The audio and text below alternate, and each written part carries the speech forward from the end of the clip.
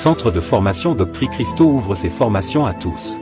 Vous cherchez à découvrir la présence de Christ dans les Écritures? À raviver la foi qui sommeille en vous? Tout comme les disciples sur le chemin d'Emmaüs l'ont vécu. Tel que relaté dans Luc 24h32, ce centre de formation, CF, a pour but de découvrir Christ dans les Écritures. Il est la parole, connaître Dieu, c'est connaître la doctrine de Dieu. C'est l'objectif de cette école. Elle n'est pas destinée à une élite particulière, mais à toutes et à tous qui veulent grandir dans la foi en Christ.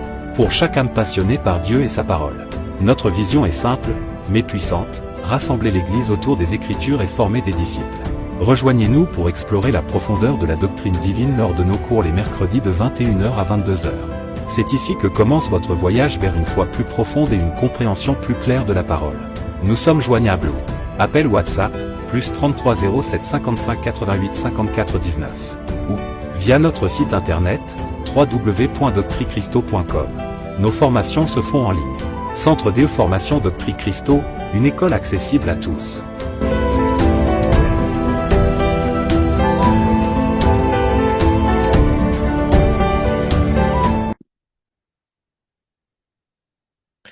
Très bien. Aujourd'hui, nous allons, comme vous pouvez le voir sur vos écrans, nous allons aborder un nouveau sujet, un sujet très important. Il s'agit bien évidemment de la nouvelle naissance, encore appelée la régénération. Donc la nouvelle naissance, c'est vraiment une nouveauté de vie. Donc c'est vraiment un sujet très, très important. On va effectuer quelques lectures rapidement. Alors, nous sommes dans Proverbe.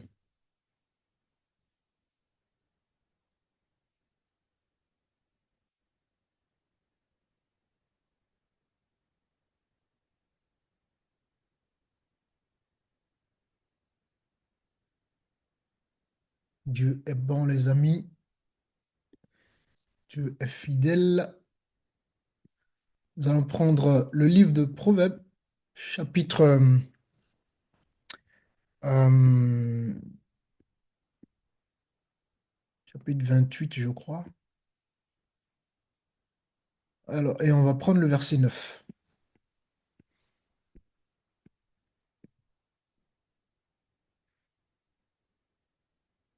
La Bible dit, si quelqu'un détourne l'oreille pour ne pas écouter la loi, sa prière même est une abomination. Je répète, si quelqu'un détourne l'oreille pour ne pas écouter la loi, sa prière même est une abomination.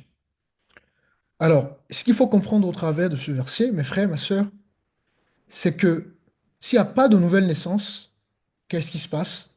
L'on ne peut pas avoir une relation avec Dieu. D'accord? Si on n'est pas né de nouveau, Dieu n'écoute pas la prière de ceux qui ne sont pas nés de nouveau.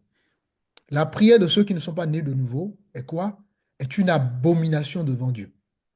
Donc, tout ce qu'on va vouloir faire en dehors de la nouvelle naissance, hein, sera une abomination devant Dieu. Pourquoi?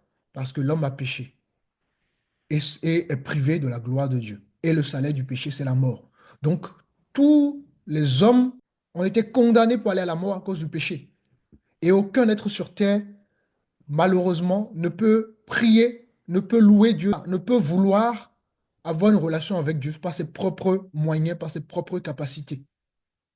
Un homme qui n'est pas, une femme qui n'est pas née de nouveau, n'est-ce pas? Quoi qu'il fera dans sa vie, jamais il sera ou elle sera agréable à Dieu. C'est pour ça que la prière se fait dans un cadre. C'est un peu comme le mariage, hein. Vous savez, quand Dieu crée la sexualité, par exemple, pour prendre cet exemple-là, la sexualité normalement est consommée uniquement que dans le cadre du mariage. Tout ce qui est en dehors du mariage, c'est un péché devant Dieu. Hein. Quand on couche avec une femme hors du mariage, c'est un péché devant Dieu. Parce que la sexualité, c'est uniquement dans le cadre du mariage. Donc tout ce qui n'est pas dans le cadre du mariage est un péché devant Dieu. Dieu a fait les choses dans un contexte, dans un cadre donné. Ainsi, il nous est impossible d'avoir une relation avec Dieu tant qu'il n'y ait pas justement cette nouvelle naissance à cause justement de notre séparation.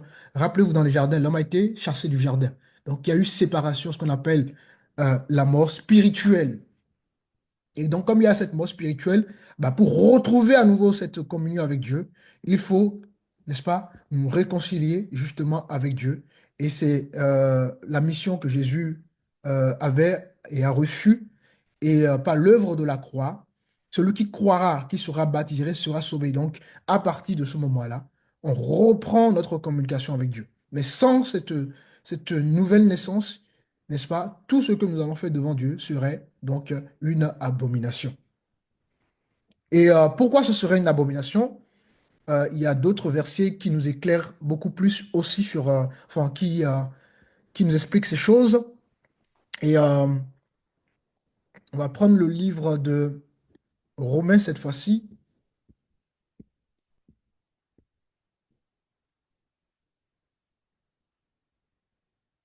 Romains chapitre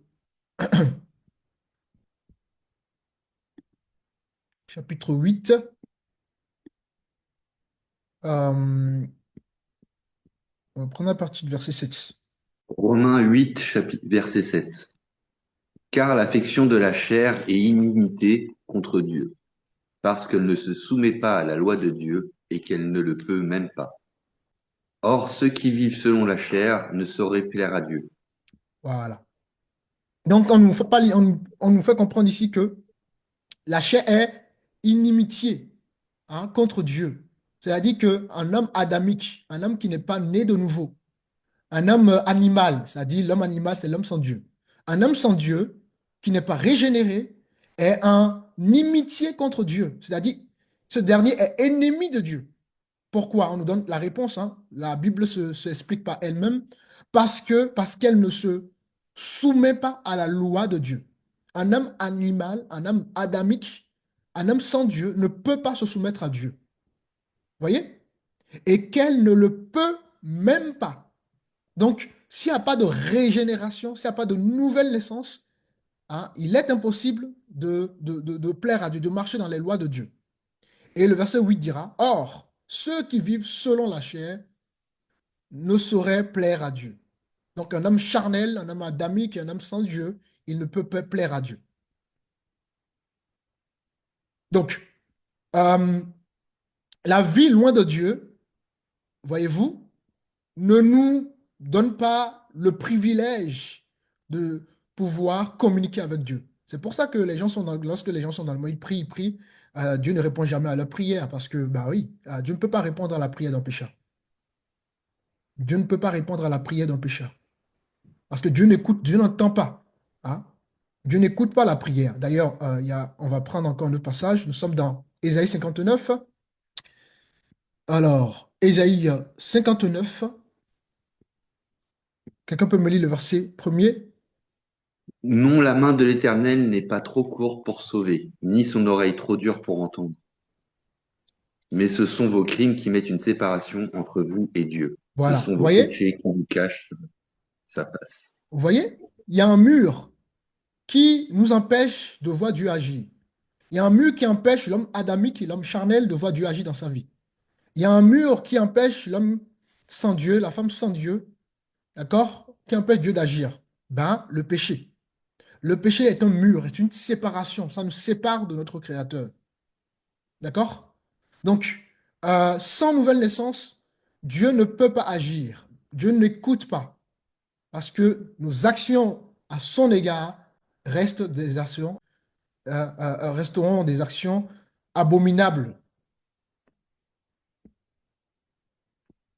Non, la main de l'Éternel n'est pas trop courte pour sauver, ni son oreille trop dure pour entendre. Mais ce sont nos crimes qui mettent une séparation entre vous et votre Dieu. Ce sont vos péchés qui vous cachent sa face et l'empêchent de vous écouter. Donc le péché, c'est vraiment quelque chose de très, très dangereux.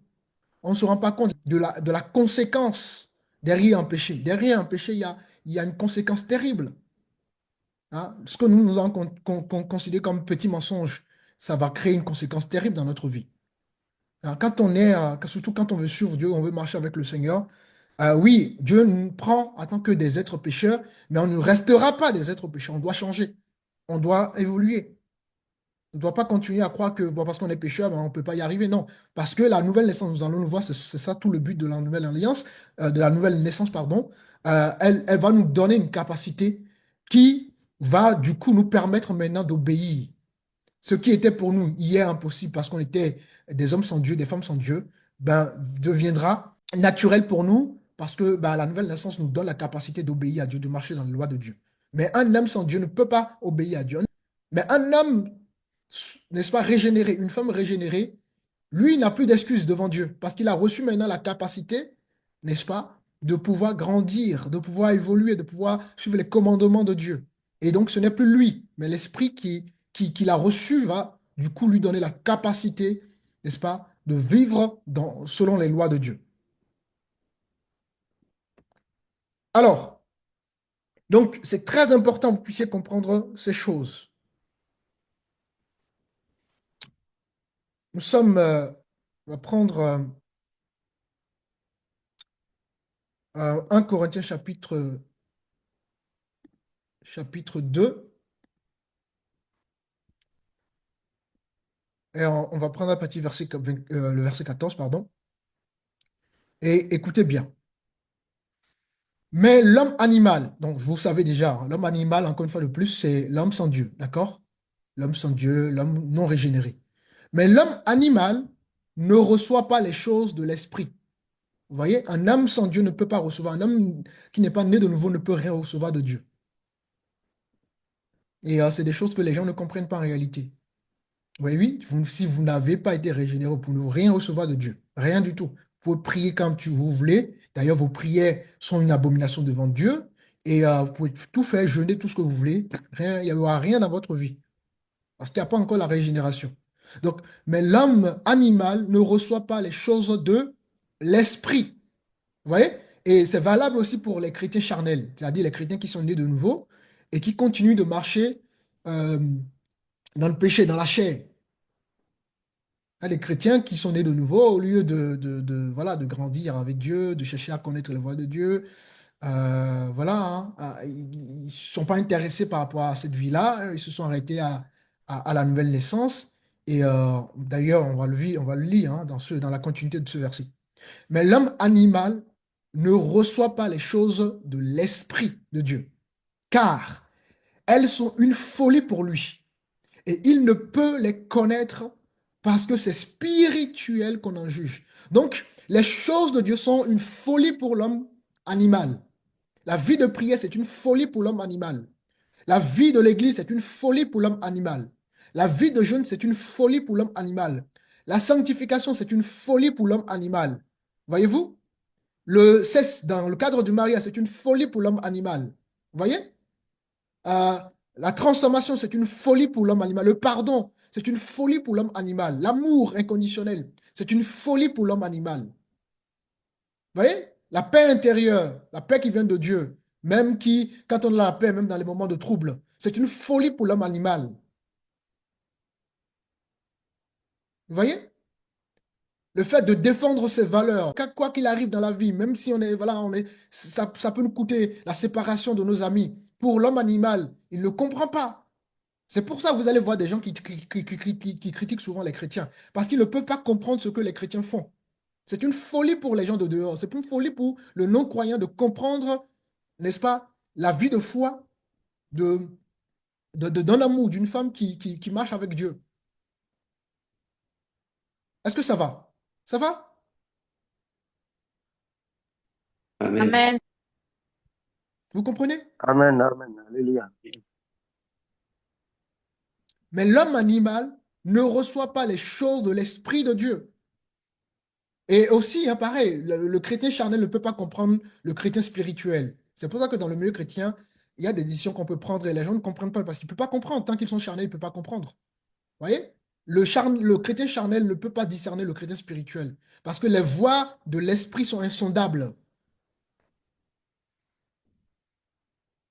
Car elles sont une folie pour lui et il ne peut les connaître Donc l'homme animal ne peut pas connaître les choses de Dieu, ne peut pas connaître les actions de l'esprit, ne peut pas connaître la vie du disciple, parce que c'est spirituellement qu'on en juge. Donc ça, c'est le premier type d'homme. Ce sont donc les hommes sans Dieu, donc les non-croyants. L'homme spirituel, n'est-ce pas, au contraire, juge de tout. Il n'est lui-même jugé de personne, car qui a connu la pensée du Seigneur pour l'instruire? Or, nous avons la pensée de Christ. Donc, qui a la pensée de Christ? Ce sont les hommes et les femmes spirituels. C'est eux qui ont la pensée de Christ, parce qu'ils ont reçu justement l'Esprit de Dieu au travers de la régénération. Et donc, eux, ils comprennent donc les voies de l'Esprit. Eux, ils vont marcher selon les voies de l'Esprit. Eux, ce qu'ils feront, n'est-ce pas, plairont à leur Dieu, etc., etc. Vous voyez la différence? Regardez le verset 12. Or, nous n'avons pas reçu l'Esprit du monde, mais l'Esprit qui vient de Dieu, afin que nous connaissions les choses que Dieu nous a données par sa grâce. Donc, on nous dit ici que donc l'homme et la femme régénérés, n'est-ce pas, ne vit plus sous l'esprit du monde. Dorénavant, un homme régénéré, une femme régénérée, a reçu l'esprit qui vient de Dieu, voyez-vous, pour que justement il puisse connaître les choses que Dieu a données par sa grâce. Donc, la vie spirituelle, l'homme charnel ne peut pas comprendre la vie spirituelle. L'homme animal ne peut pas comprendre la vie spirituelle. C'est parce que pour ce dernier ou pour ces deux catégories, donc charnel et animal, c'est une folie.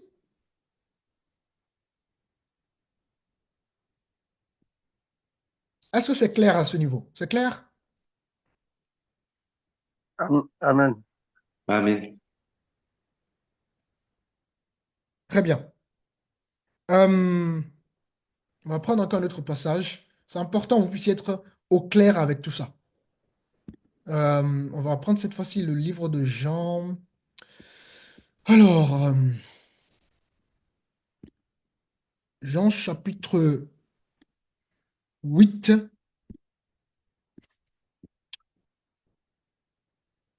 verset 40.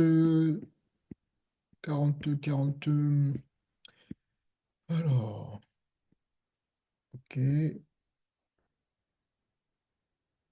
47. Celui qui est de Dieu écoute les paroles de Dieu. Vous n'écoutez pas parce que vous n'êtes pas de Dieu. Alléluia. Je ne sais pas si vous vous rendez compte vraiment de ce que ce verset c'est très profond. On nous dit que celui qui est de Dieu, donc l'homme né de régénéré, bien évidemment, hein, la doctrine que nous voulons voir aujourd'hui, celui qui est de Dieu, lui, il fait quoi? Il écoute la parole de Dieu. Lui, Dieu lui a donné la capacité, le moyen, la force d'écouter la parole de Dieu.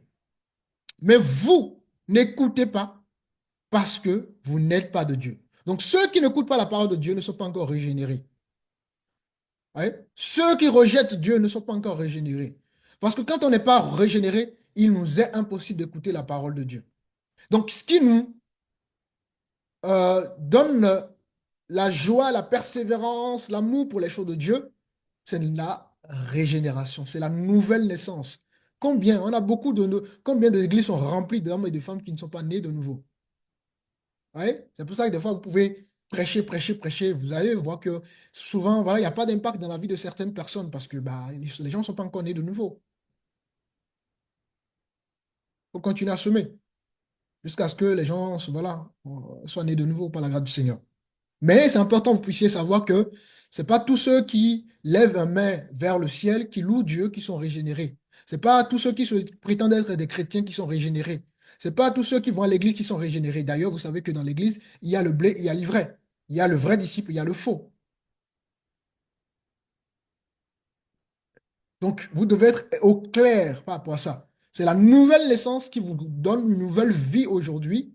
Cette vie-là, du coup, va vous pousser à plaire à Dieu. Sans cette vie-là, vous ne pouvez jamais plaire à Dieu.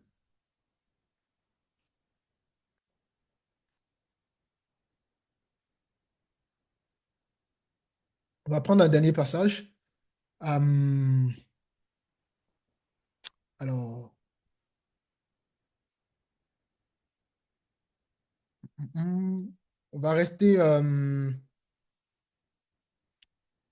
on va prendre plutôt le livre de 1 Jean. Merci Seigneur pour ta présence, pour ces éclairages, par ta grâce. Bénissons ton nom. Alors, on est dans 1 Jean, chapitre 3. Celui qui trouve le verset 9.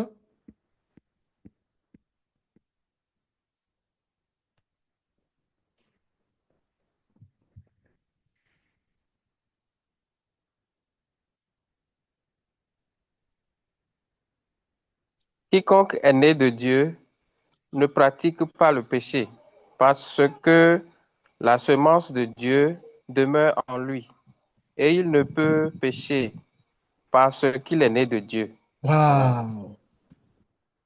Waouh! Vous comprenez, les amis? Quiconque est né de Dieu, c'est-à-dire quiconque est régénéré, ou quiconque a reçu la nouvelle naissance. Quand on parle d'être né de nouveau, c'est la nouvelle naissance, d'accord? Donc, quiconque est né de Dieu, d'accord, ne pratique pas le péché. Oui, nous sommes pécheurs. Nous venons au Seigneur dans un état où, voilà, en tant que des pécheurs. Mais la vie chrétienne, on ne va pas continuer à demeurer dans le péché, non. La vie chrétienne, c'est une vie où on évolue, on grandit. Sinon, à quoi ça sert de marcher avec Dieu? Nous marchons avec Dieu parce que nous tendons vers le changement, nous tendons vers la transformation. Et Dieu touche le pécheur et amène le pécheur à la transformation. C'est pour ça que la vie chrétienne, c'est pas une vie, c'est une vie de progression, c'est une vie où elle est faite pour qu'on évolue. Donc, quiconque est né de Dieu ne pratique pas le péché. Et le péché, je ne vous parle pas de aller tuer, parce que quand je parle de péché, les gens vont voir, ben, il faut. Moi, j'ai jamais tué dans ma vie, donc je ne pêche pas. Non, non, non. Le péché, même quand tu as une mauvaise pensée déjà sur quelqu'un, c'est déjà un péché devant Dieu. Il n'y a pas de petit péché devant Dieu. Le mensonge, c'est un péché. Le vol, c'est un péché. La jalousie, c'est un péché. Les mauvaises pensées, c'est un péché. En vouloir, voilà, vouloir du mal de son prochain, c'est un péché. La désobéissance, c'est un péché. Ne pas obéir à la parole du Seigneur, c'est un péché. Vous voyez, le sexe hors mariage, c'est un péché. La liste est très longue, tout ce qu'on peut faire. Même quand Dieu te dit d'aller au point A et tu vas au point B, c'est un péché.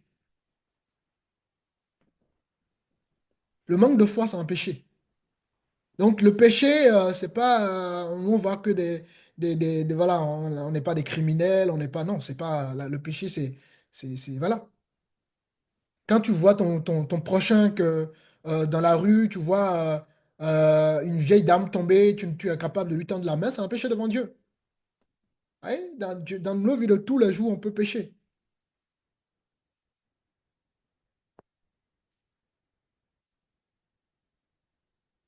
Oui. Et donc, quiconque est né de Dieu ne pratique pas quoi? Le péché. Parce que, attention, je vais nuancer un point important. Alors, être chrétien ne veut pas dire qu'on ne va pas pécher. C'est pas ce que ça veut dire, d'accord? On va pécher.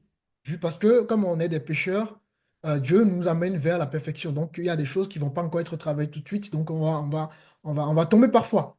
Mais il ne faut pas affectionner le péché. Il ne faut pas aimer. Il faut pas, comment dirais-je, il faut pas vivre dans le péché. Il ne faut pas soi-même se conditionner dans le péché. D'accord? Il ne faut pas affectionner.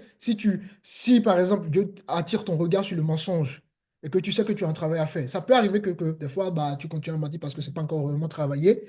Mais si tu affectionnes ça et tu dis, oh, c'est normal, tu ne fais rien pour que ça change. Alors c'est normal, de toute façon, c'est normal. Là, tu affectionnes justement le mensonge. Et c'est là ça devient dangereux.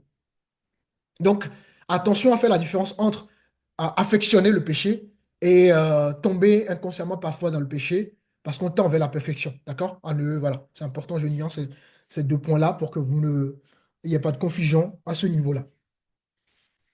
Donc, quiconque est né de Dieu ne pratique pas, c'est-à-dire n'affectionne pas le péché, parce que la semence de Dieu demeure en lui. Vous voyez? L'homme et la femme régénérés ont reçu une semence. Et il ne peut pécher parce qu'il est né de Dieu. Vous voyez? Donc, on ne peut pas pécher. L'homme spirituel ne va plus pratiquer le péché à cause justement du fait qu'il est né de nouveau, c'est-à-dire qu'il est régénéré, qu'il a reçu la nouvelle naissance. Donc, vous voyez que la nouvelle naissance nous donne une capacité, n'est-ce pas, ou une semence qui nous permettent de pouvoir justement ne pas pratiquer le péché, ne pas vivre, ne pas affectionner le péché. Et c'est ça la vie du disciple. C'est ça la vie d'un véritable chrétien. Et regardez même le verset 10. C'est par là que se font reconnaître les enfants de Dieu et les enfants du diable. Waouh! Donc il y a des enfants de Dieu, il y a des enfants du diable. Donc il y a ceux qui ont la semence de Dieu et il y a ceux qui ont la semence du diable. Quiconque ne pratique pas la justice n'est pas de Dieu, non plus que celui qui n'aime pas son frère. Donc quand on n'aime pas un frère, son voisin, son semblable, c'est un péché devant Dieu.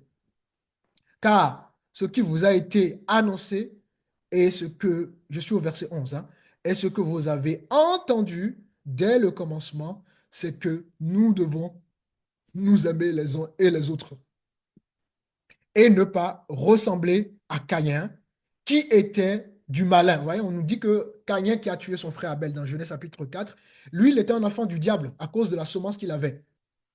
D'ailleurs, si vous voulez, on peut aller regarder un peu. On va aller voir un peu ce qui s'est passé et comment la semence de Dieu, et comment Caïn était un enfant de Dieu. Un enfant du diable, pardon.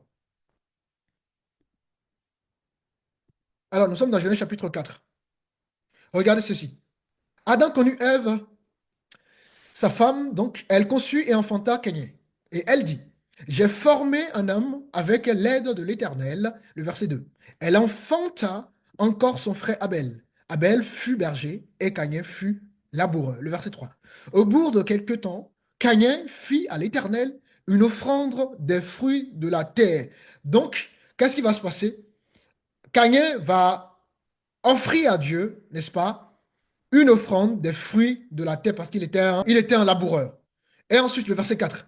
Et Abel, de son côté, en fit une des premiers-nés de son troupeau et de leur graisse. L'Éternel porta un regard favorable sur Abel et sur son offrande. Donc, Dieu va porter un regard favorable sur Abel et ça va susciter dans le cœur de Caïn la jalousie. Le verset 5. Mais il ne porta point un regard favorable sur Caïn et sur son offrande. Caïn fut très irrité et son visage fut abattu. Le verset 6. Et l'Éternel dit à Caïn, pourquoi es-tu irrité? Et pourquoi ton visage est-il abattu? Le verset 7. Certainement, si tu agis bien, tu relèveras ton visage, et si tu agis mal, le péché se couche à la porte, et ses désirs se portent vers toi. Mais toi, domine sur lui. Donc, Dieu lui fait comprendre que l'irritation, l'envie, la jalousie que tu ressens dans ton cœur, ne l'accepte pas, parce que c'est une semence de l'ennemi. Et en acceptant cela, tu deviens un enfant du diable. Donc, ce qu'il faut que tu fasses, domine sur ces mauvaises pensées. Domine sur ce désir charnel que tu veux avoir. Vous voyez? Dieu lui demande de dominer sur tout ça. Et lui, au lieu de dominer, il n'a pas dominé, il a accepté les mauvaises pensées parce qu'il a accepté tout simplement la semence. Et cette semence, qui est donc la jalousie, l'irritation, tout ça, va porter son fruit dans son cœur. Le verset 8 nous dit ceci. Cependant, Caïn adressa la parole à son frère Abel, mais comme ils étaient n'est-ce pas, dans les champs, Caïn se jeta sur son frère Abel et le tua. Vous voyez? Donc, en acceptant cette semence, Caïn va tuer son frère Abel. Voilà, nous ne devons pas accepter les mauvaises pensées. Nous ne devons pas accepter les semences de l'ennemi. Voyez-vous? Plus si nous acceptons les choses qui viennent de Satan, qu'est-ce qui va se passer? Ces choses vont nous dominer. Et Dieu nous demande toujours à chaque circonstance de dominer les mauvaises pensées, de dominer les choses qui ne viennent pas de lui. quand nous voyons que telle chose ne vient pas du Seigneur, il faut dominer la chose par la parole de Dieu. La parole dit ceci. Voyez-vous, quand Satan a voulu tenter Jésus, qu'est-ce que Jésus lui-même a fait? Le Fils de Dieu, il a fait quoi? Il a pris la parole. Vous voyez, il s'est renouvelé. Il savait que si, en acceptant la semence de Satan, ben, il va passer à côté de la mission. Il va échouer. Hein? C'est important que, en tant que disciples, nous puissions faire attention à ce que nous pensons. Voilà. Il faut pas accepter les pensées qui ne sont pas de Dieu. Parce que sinon, ces pensées-là viendront se loger dans notre cœur, dans notre vie. Et du coup, ben, qu'est-ce qui va se passer par la suite? Nous allons agir conformément à ces pensées. Est-ce que ça va? Ça va, vous comprenez? Oui, pasteur. Amen, pasteur. Amen, amen. Pasteur. C'est important, vous comprenez ça. Hein? Très, très important, vous comprenez ces choses. Regardez ce que Matthieu 15 nous dit.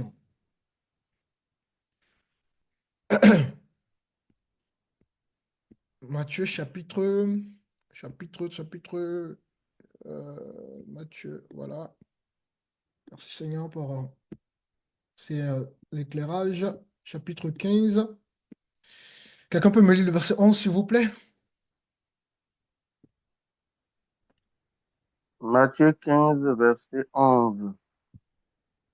Ce n'est pas ce qui entre dans la bouche qui souille l'homme, mais ce qui sort de la bouche, c'est ce qui souille l'homme. Continue, Amen. continue, ancien. Verset 12. Ouais. Le verset 12 dit,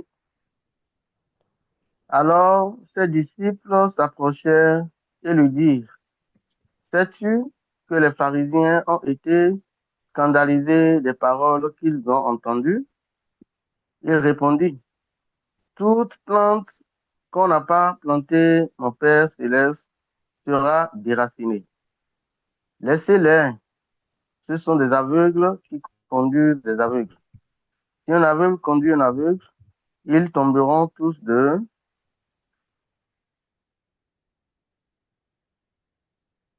Ah ouais. Oui, ancien, continue. Hein. Ok. Ils tomberont tous deux dans une fosse. Pierre, prenant la parole, lui dit, explique-nous cette parabole.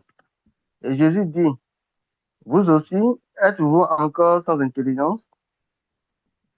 Ne comprenez-vous pas que tout ce qui entre dans la bouche va dans le ventre, puis est jeté dans les lieux secrets? Alors, on va d'abord Mais s'arrêter là. ce Donc, qui Jésus sort ici de la explique bouche que, vient on va du... d'abord s'arrêter l'ancien. Jésus explique ici que ce n'est pas ce qui entre Amen. dans notre corps, enfin, ce qui passe, c'est pas ce qu'on consomme qui nous souille. Et là, maintenant, on va voir ce qui souille l'homme, ce qui suit le chrétien, ce qui peut souiller, pardon, un enfant de Dieu. Oui, ancien, continue.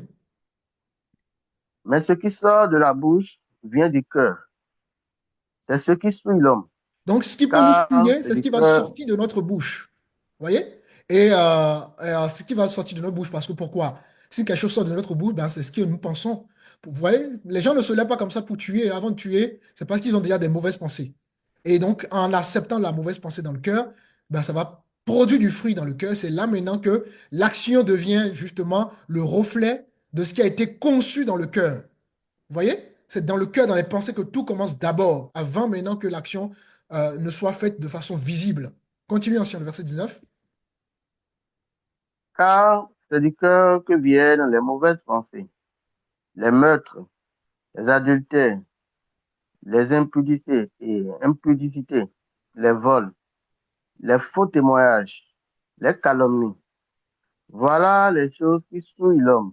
Mais manger sans être lavé les mains, cela ne souille point l'homme. Vous voyez? Donc, on nous explique Jésus est... maintenant ce qui suit l'homme. Ce qui suit l'homme, ben, c'est ce qui viennent quoi? Les mauvaises pensées. Et justement, quand Caïn va avoir les mauvaises pensées, au lieu de dominer sur les mauvaises pensées, ben, il les a consommées, il les a acceptées.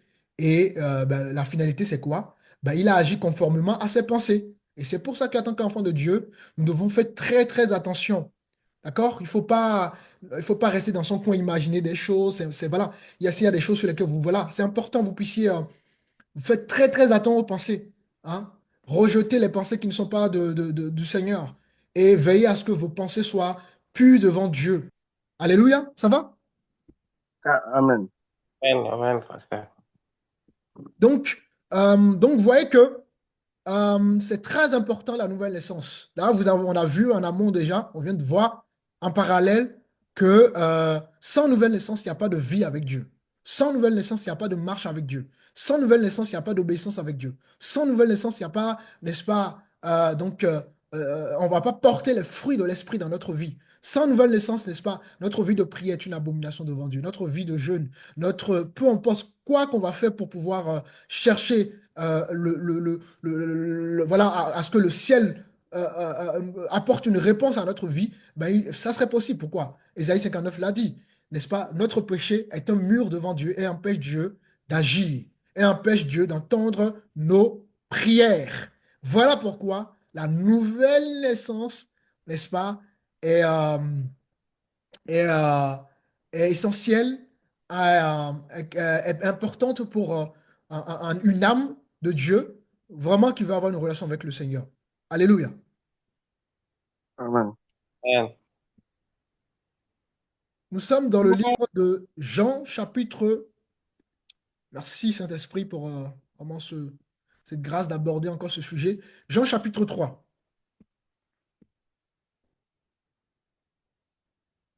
Nous allons lire à partir du verset 1er.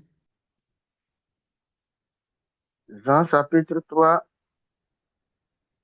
Mais il y eut un homme d'entre les pharisiens, nommé Nicodème, un chef des Juifs, qui vint, lui, auprès de Jésus, de nuit, et lui dit, Rabbi, nous savons que tu es un docteur venu de Dieu, car personne ne peut faire ces miracles que tu fais, si Dieu n'est avec lui.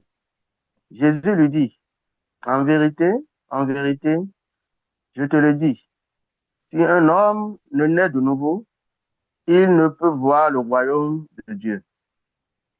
Nicodème lui dit, comment un homme peut-il naître quand il est vieux? Peut-il rentrer dans le sein de sa mère et naître? Jésus répondit, en vérité, je te le dis, si un homme ne naît d'eau et d'esprit, il ne peut entrer dans le royaume de Dieu. Ce qui est né de la chair est chair, et ce qui est né de l'esprit est esprit. Ne t'étonne pas que je t'ai dit, il faut que vous naissiez de nouveau. Le vent souffle où il veut, et tu entends le bruit, mais tu ne sais d'où il vient, ni où il va. Il en est ainsi de tout homme qui est né de l'esprit. Nicodème lui dit, comment cela peut-il se faire?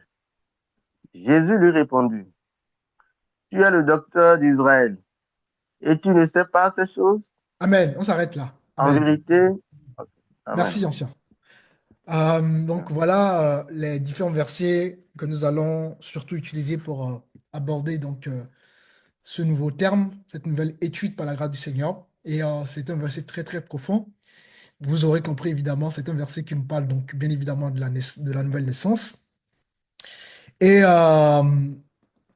comme je vous disais, sans la nouvelle naissance, il n'y a pas d'enfant de Dieu.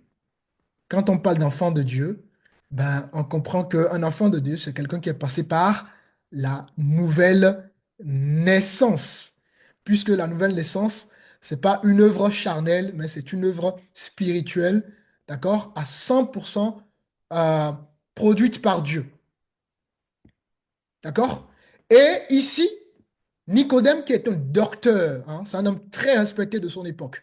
C'est un homme qui maîtrisait la loi mosaïque. Quand je parle de la loi mosaïque, je parle de la loi de Moïse et bien évidemment du Tarnak, d'accord? C'est-à-dire les psaumes, les proverbes, les écrits. Donc les Nevi'im et les Ketuvim. Et, ce docteur de la loi qui est un enseignant de la loi, va aller rencontrer Jésus. D'ailleurs, en plus, il va rencontrer Jésus au milieu de la nuit. Il va se cacher. Hein, cette rencontre avec Jésus c'est fait en cachette. Et il va chercher à aller rencontrer Jésus dans la nuit. Il rencontre Jésus et une discussion commence entre lui et Jésus. Et on nous dit, mais il eut un homme d'entre les pharisiens, nommé Nicodème, un chef des Juifs, qui vient, lui, auprès de Jésus de nuit. Et il lui dit, Rabbi, nous savons que tu es un docteur venu de Dieu, car personne ne peut faire ce miracle que tu fais si Dieu n'est pas avec lui. Regardez le verset 3. Jésus lui répondit, en vérité, je le dis, si un homme naît de nouveau, donc la nouvelle naissance, d'accord? Si un homme ne naît de nouveau, il ne peut voir le royaume de Dieu. Alors, qu'est-ce que nous comprenons? Il nous est impossible de faire partie du royaume de Dieu sans la nouvelle naissance. Sans la nouvelle naissance, on ne peut pas être citoyen du royaume de Dieu. Vous comprenez? C'est-à-dire, sans la nouvelle naissance, il n'y a pas de relation avec Dieu. Il n'y a pas de communication avec Dieu. Il n'y a pas d'intimité avec Dieu. Il n'y a pas de vie spirituelle ou vie de foi, si vous voulez. Parce que c'est elle qui va nous permettre justement de nous retrouver de l'autre côté. C'est elle qui va nous permettre, n'est-ce pas, de nous retrouver dans la vie de lumière. Nous qui étions dans la vie des ténèbres. Rappelez-vous de Jean chapitre 1. La Bible dit qu'au commencement était la parole était Dieu, la parole était avec Dieu, et cette parole s'est fait chair. Et cette parole, n'est-ce pas, habitait parmi les hommes et était la lumière des hommes. Parce que les hommes étaient dans les ténèbres. Nous étions autrefois aussi, nous aussi dans les ténèbres. Et ce qui nous a permis aujourd'hui d'être dans la lumière, ben, c'est la nouvelle naissance. C'est elle qui nous a permis aujourd'hui d'être des enfants de lumière. Donc, je ne peux pas être un enfant de lumière et continuer à vivre dans les ténèbres. Tu ne peux pas être un enfant de Dieu et tu fais des faux témoignages. Tu ne peux pas être un enfant de Dieu et tu te plais dans le mensonge. Ce n'est pas possible. Tu ne peux pas être un enfant de Dieu et, tu affectionnes la chair. Non, les amis, parce que dorénavant, j'ai quelque chose en moi qui ne me permet plus de vivre dans le péché. Et quand je tombe dans le péché, ben, je me sens triste. L'esprit qui en moi est triste et m'interpelle et je sens que voilà, j'ai fait quelque chose devant Dieu et il fallait pas faire ça. Et tellement que je me sens mal, tellement que je sens que là, c'était pas bon. Et là, je sais que bon, heureusement, dans la vie de lumière, Dieu ne me condamne pas. Il y a la repentance qui est là. Et je vais auprès de mon Père pour me repentir et pour demander pardon. Évidemment, maintenant, quand il s'agit des péchés beaucoup plus lourds, il faut aller voir donc le ministre de Dieu pour prier pour toi, nous dit la parole du Seigneur. Il y a des péchés qu'on peut prier tout simplement, demander pardon au Seigneur dans notre chambre de façon sincère, hein. Pas simplement des mots où Seigneur, je te demande pardon, mais aussitôt tu demandes pardon, demain tu te retournes encore dans la même chose. Ça, c'est pas de la repentance. La repentance, c'est le changement. C'est-à-dire, quand tu demandes pardon, ben, ton attitude derrière change. Voilà, c'est fini en fait. Tu prends conscience que c'est pas bien et tu te demandes pardon et tu marches maintenant dans une nouveauté de vie. Or, il y a des gens qui ont pris la repentance comme une parole magique où on demande simplement pardon au Seigneur, mais à peine 2 secondes plus tard, 1 minute plus tard, 30 minutes plus tard, le jour d'après, les mois d'après, les semaines d'après, là, on retombe encore dans la même chose. Et on se plaît encore dans ces choses-là. Non, on ne va pas demander pardon toujours pour la même chose. Mais évidemment, même si ça peut arriver qu'on peut retomber parce que bon, la chose n'a pas encore été travaillée par l'esprit, et cela n'empêche pas de demander toujours pardon au Seigneur, bien évidemment. Mais il faut de la sincérité dans notre repentance. Et n'oublions jamais, Dieu connaît notre cœur. Donc si on est faux, Dieu le saura. Si on est vrai, Dieu le sait également. Et donc,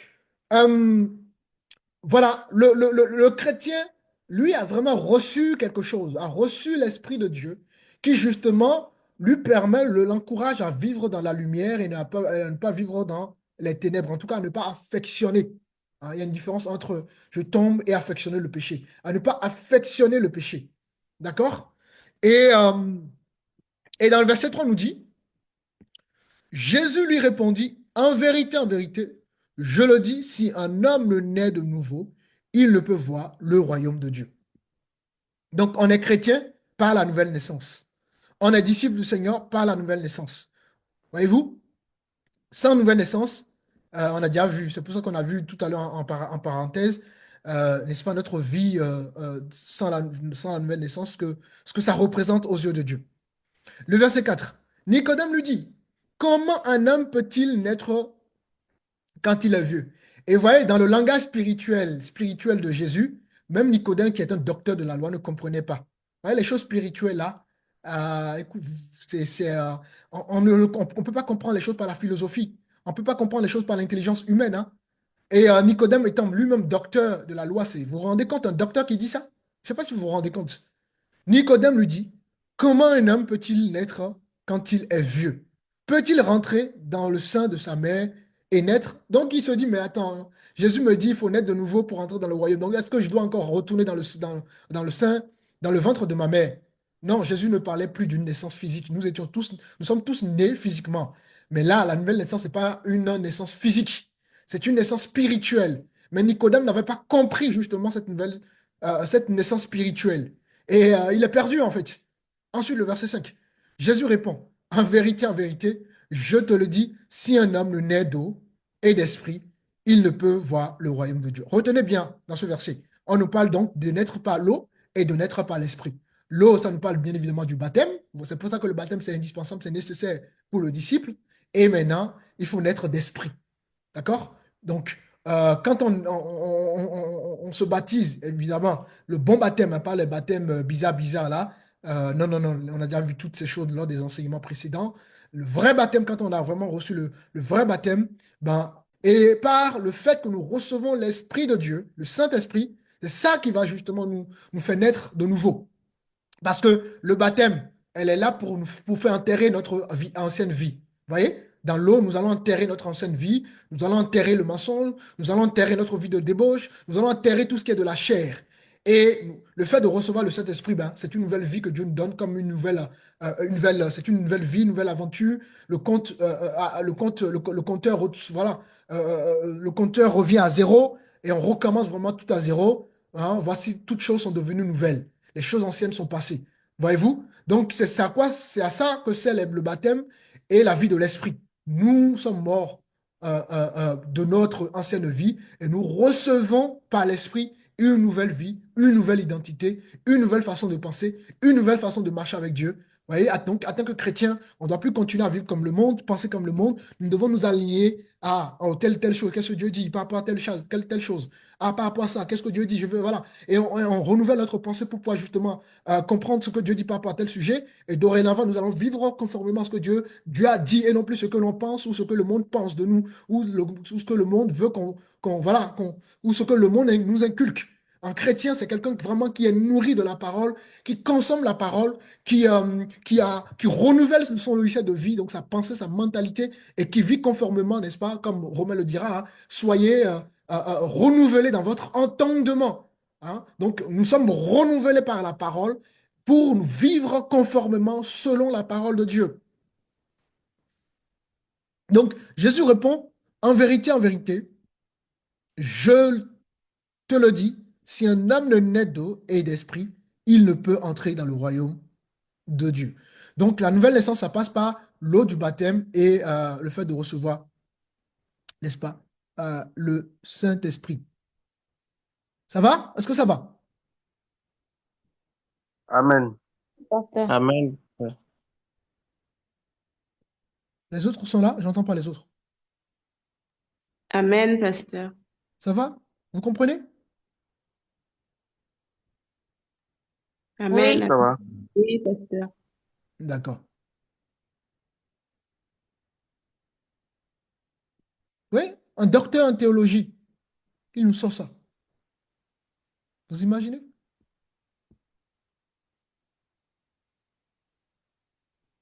Et d'ailleurs, nous n'avons pas fait mieux que lui. Hein. Si Dieu ne nous donne pas la grâce, ne fait pas la grâce, c'est terrible quand même.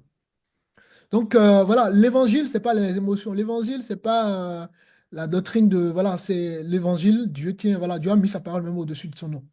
Donc, voilà, c'est important que vous puissiez vous aligner à ces choses et, dire, ah non, on entend souvent les gens du monde, hein, ah non, moi, de toute façon, je prie, mais Dieu, les gens ne se rendent même pas compte, Dieu ne te connaît même pas. Ah, moi, je prie chez moi. Non, non, c'est pas ça. Tu pries chez toi. C'est pas ce que Dieu a établi. C'est pas chacun fait n'importe quoi dans la vie chrétienne. Non. Il y a des règles qui sont établies. Il y a des institutions qui sont établies et nous devons veiller à ce que, d'ailleurs, pourquoi Dieu établit des ministres? Dieu établit des ministres pour un but. Oui. Une âme touchée par le Seigneur, quand Dieu touche une personne, c'est pour justement, il est greffé voilà, à l'olivier. Et il doit pouvoir grandir dans les choses que Dieu a établies. Pour grandir, Voilà, c'est pour ça que l'Église, c'est le terme grec, c'est ecclésia, qui signifie en français mise à part. Dieu te met à part dorénavant parce que tu es né de nouveau. En d'autres termes, Dieu te met à part pour que tu ne marches plus selon le monde, tu ne penses plus que selon le monde, tu n'agis plus selon le monde, parce que tu es devenu, du coup, citoyen ou citoyenne, n'est-ce pas, du royaume céleste. Donc, vous aurez compris, pour naître, du coup, à partir du verset 6, on comprend que pour naître de nouveau, nous avons quoi? Besoin d'eau et d'esprit. D'accord? Je vais vous partager une définition rapidement. Je vous dirai ça oralement. J'espère que lors des enseignements, vous prenez des notes. C'est très important. Donc, je vous disais, on va voir la définition de ce que c'est que la nouvelle naissance. La nouvelle naissance, c'est une définition biblique. J'ai essayé de. Alors, pour faire plus simple, hein, voilà, l'essentiel, c'est que ça rentre, vous puissiez bien comprendre. Donc, pour faire plus simple, alors, donc, nouvelle naissance, c'est un acte secret de Dieu par lequel il nous communique une nouvelle vie spirituelle. Je répète, la nouvelle naissance, c'est un acte secret de Dieu par lequel il nous communique une nouvelle vie spirituelle. Ça va la définition? Amen. C'est ça Amen. la nouvelle naissance. Dieu nous donne une vie spirituelle. Voilà, vous voyez? D'ailleurs, si on reprend par exemple, reprenons notre Jean chapitre 3 là. D'ailleurs, j'ai tiré de la définition de ça. Attends, je vous affiche à nouveau. Bon, c'est pas grave si j'affiche pas. Alors, je vous invite dans le livre de Jean chapitre 3 et on va prendre le verset 6 qui dit ceci. Ce qui est né de la chair est chair. Ça nous parle de quoi? Ça nous parle de, pour voir si, ça nous parle de quoi? Ce qui est né de la chair est chair. C'est une question que je vous pose. Oui, cela nous parle de notre naissance physique, Exactement, de comme la nous sommes naissance nés physique. de nos parents. Voilà. Donc, notre naissance par une femme, ça, c'est ce qui est né de la chair. Donc, nous sommes des êtres charnels. Et ensuite, donc, vous voyez, je parle, si on continue le verset, hein. Et ce qui est né de l'esprit est esprit. Donc, on a les deux formes de naissance. Il y a la naissance physique, il y a la naissance spirituelle. L'humanité a tous reçu une naissance, euh, donc la première naissance née de la chair, mais tout le monde ne reçoit pas la naissance de l'esprit. La naissance de l'esprit, ça se produit uniquement dans le cadre de la nouvelle naissance. On a quelqu'un qui croit en Jésus, qui a été touché par la parole et voilà, qui donne vraiment sa vie au Seigneur. Lui ou elle, si c'est une femme, il va recevoir ou elle va recevoir, voyez-vous, donc voilà l'esprit. Donc à ne pas confondre, il y a la vie charnelle et il y a la vie spirituelle. Les chrétiens ont deux formes de vie. Les chrétiens ont la vie charnelle et ont la vie spirituelle. Nous avons deux vies comparées aux autres. D'accord? Et c'est notre vie spirituelle qui prime sur tout. Donc, la nouvelle naissance, comme je vous disais tout à l'heure, c'est un acte secret par lequel Dieu nous donne tout simplement une vie, euh, une nouvelle vie spirituelle. D'accord? Donc voilà. Malheureusement, il est déjà l'heure. On va